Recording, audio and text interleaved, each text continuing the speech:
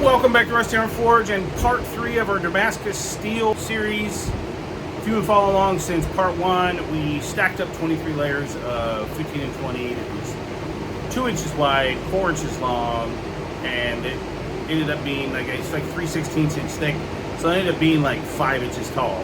And we did a dry weld on that, which means no flux, completely dry, or at least we thought.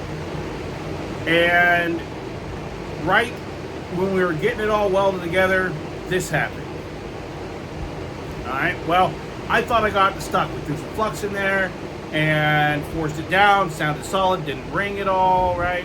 So what happened was we came back in part 2 and this happened. Alright, no big deal. We went from 23 layers in one billet to 2 billets, one of 9 and one of 14. So we took the 14 layer billet and we forged it out into 2 of these. Well, we're going to take one of these and we're going to snip about 3 inches off of it. Maybe 2 3/4 inches off of it. And we're going to take that piece and we're going to make this baby right here.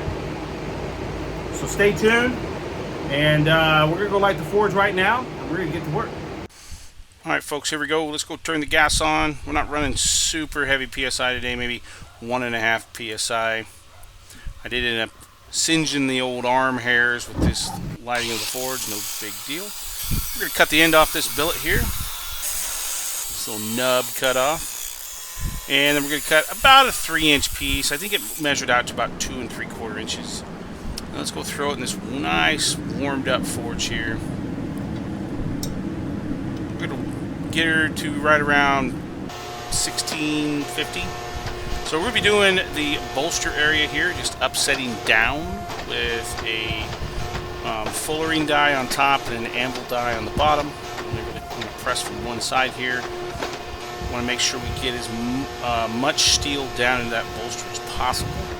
So that when we get into the grinding phase, then we will have enough steel to have a nice size bolster in there. Now we don't want something super heavy, right? So we've got to be really careful what we're doing. So now we're just going to be taking the flat die on here and kind of squaring all that up, taking those rough areas out.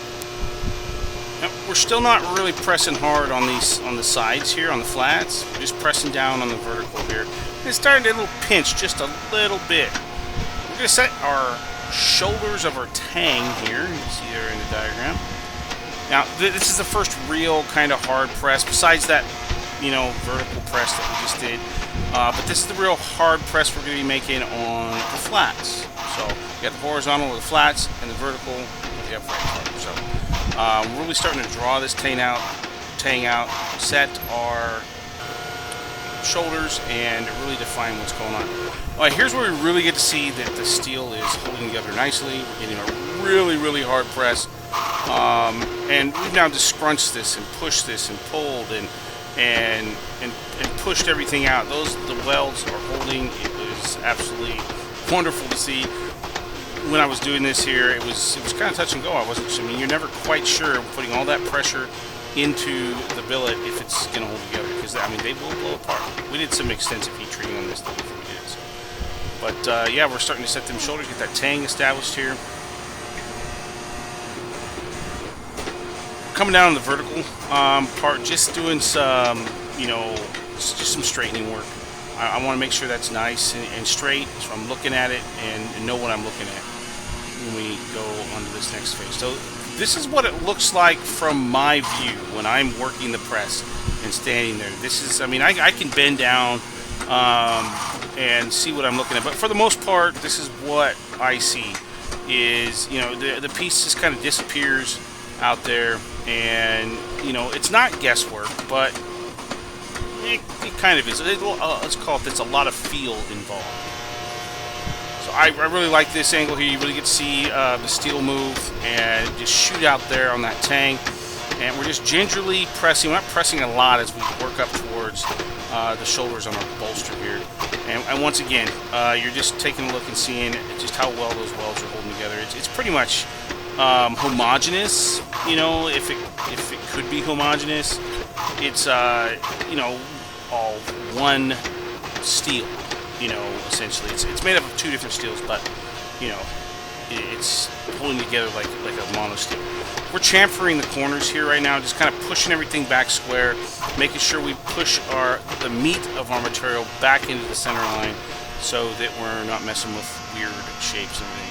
We're going to be setting the bolster shoulders and drawing down on the blade on this heat right here. This is going to help thin out our material, plus lengthen our material so that we have more to work with when we go to hammering the tip of the nose. So, and we're just creating these nice soft shoulders that just kind of flow down into the blade.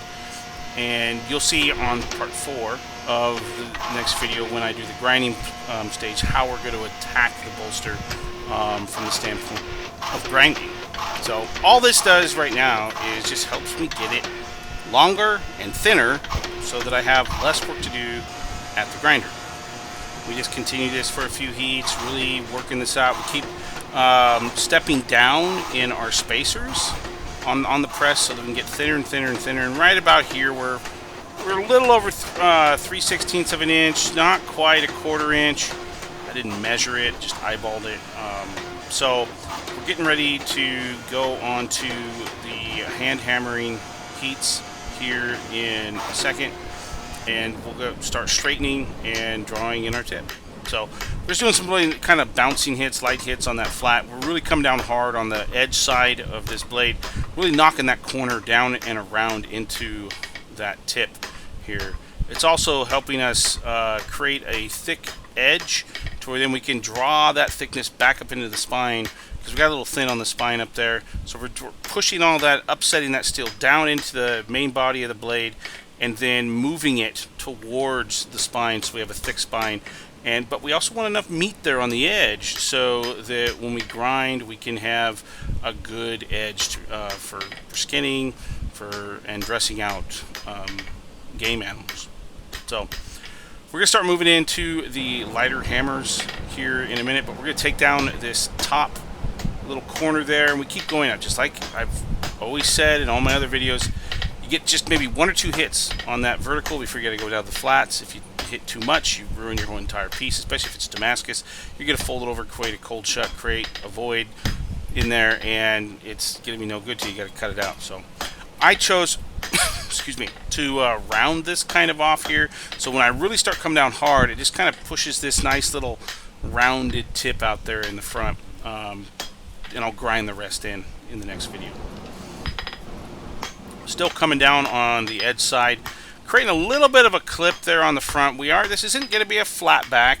We want this to kind of come down just a little bit, kind of like a drop point, a little less than a drop point. And we want that belly, that nose, to really upturn. I mean, this is a Skinner, kind of a utility knife, you know, when you're out in the woods, but mainly used for when you're hunting and you get some game meat down.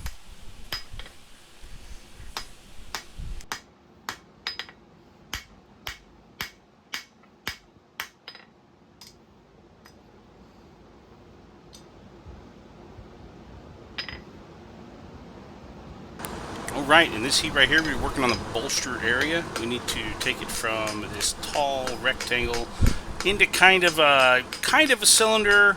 We want to take them corners down. It's like chamfering, except for much harder blows, where I don't want to move that steel into the center line of the vertical. I want to migrate that steel or upset that steel into the center of the horizontal, or the flat.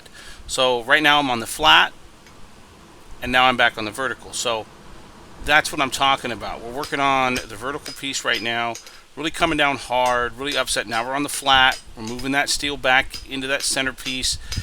I'm using a light hammer, a 1-pound hammer, so I can really swing it hard but not move a lot of steel. So it's very, very forgiving.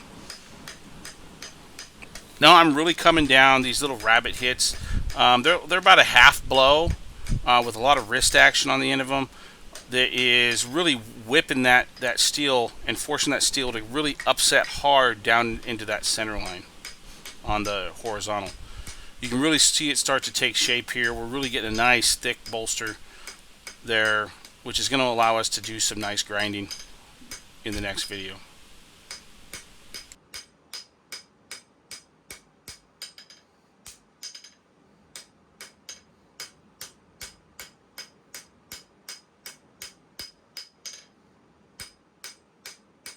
Now remember, constantly put this back, you know, back in your forge, kind of cleaned.